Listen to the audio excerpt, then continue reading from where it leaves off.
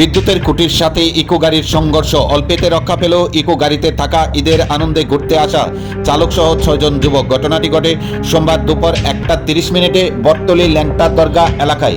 জানা যায় বিদ্যুৎ খুঁটির জন্য অল্পেতেই বেঁচে গেল ইকো গাড়ি চালক সহ 6 জন যাত্রী। ঈদের আনন্দে ঘুরতে যাওয়ার সময় সোনামুড়া থেকে মেলাঘর যাওয়ার পথে বটতলী ল্যাংটা দরগা এলাকায় TR01AK 0387 নাম্বারে ইকো গাড়িটি দ্রুত গতিতে থাকায় নিয়ন্ত্রণ হারিয়ে রাস্তার পাশে থাকা একটি বিদ্যুতের খুঁটির সাথে সজোরে ধাক্কা লাগে।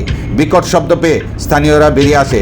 অল্পেতে রক্ষা পেল ইকো গাড়িতে থাকা চালক সহ 6 জন যুবক। জানা যায় তারা ঈদের আনন্দে সিপাহীজলা জেলার বিভিন্ন এলাকায় ঘুরতে বেরিয়েছিলেন।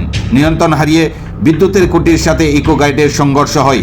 এই নিয়ে এলাকায় দেখা দেয় তীব্র উত্তেজনা।